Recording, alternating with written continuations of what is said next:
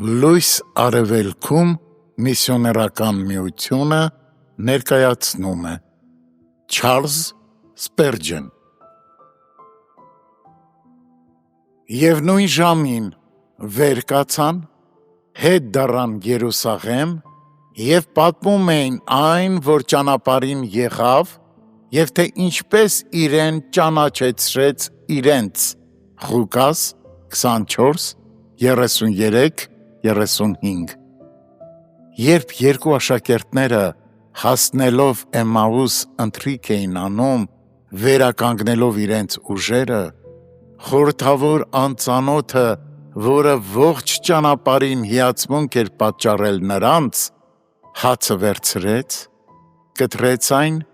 և իրեն ճանաչեցնելով նրանց, անհետացավ նրանց տեսադաշտից։ Նրանք ստիպել էին նրան մնալ իրենց հետ, որովհետև երեկո էր և օրը վերջանում էր, բայց հիմա, չնայած արդեն շատ ավելի ուշ էր, այնուամենայնիվ նրանց սերը ճրագ էր դարձել իրենց ոտքերի համար և թևեր, որպեսզի վեր բարձրանային։ Նրանք մոռացել էին խավարը։ Նրանց տկարությունը բոլորովին վերացել էր և հիմա նույն ժամին նրանք հետ էին վերադառնում անցնելով 60 մղոն հեռավորություն, որպեսզի պատմեին այն հարուցյալ տիրոջ ուրախ ավետիսը, որ ճանապարհին երևացել էր իրենց։ Այսպիսով նրանք հասնում են Երուսաղեմի քրիստոնյաներին և նրանց դիմավորում են բերկրալի նորությունների հեղեղով, նախքան նրանք կկարողանային իրենց անձնական պատմությունը պատմել։ Այս վաղ քրիստոնյաները վառվում էին Քրիստոսի հարության մասին խոսելու և իրենց Տիրոջ մասին իմացածը հռչակելու ցանկությունից։ Նրանք իրենց անձնական փորձառությունները հասարակած էին դարձնում։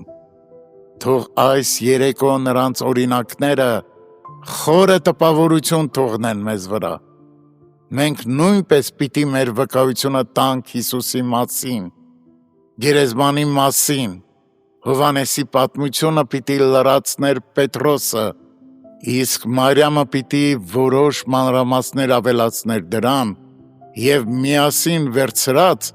մենք ամբողջական վկայություն ունենանք, որից ոչինչ չի կարելի պակասեցնել։ Մեզանից յուրաքանչյուրը որոշակի փորձառություններ և առանձնահատուկ պարգևներ ունի, սակայն Աստծո ընդհանրական նպատակը Քրիստոսի ամբողջ մարմինը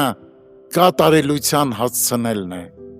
Ուրեմն մենք պիտի մեր ողջ հոգևոր ունեցվածքը բերենք և առաքյալների ոտքերի մոտ դնենք, բաշխելով այն ամենը, ինչ Աստված տվել է մեզ։ Ոչինչ հետ մի պահիր թանկ ճշմարտությունից, այլ խոսիր, ինչ գիտես, և վկայիր, ինչ տեսել ես, թող ոչ զբաղմունքները, ոչ խավարը,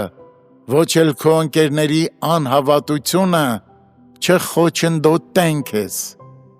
Վեր կաց և շտապիր դեպի քո ծառայության վայրը, որպեսզի այնտեղ պատմես, թե Աստված ինչպիսի մեծամեծ բաներ է արել քո կյանքում։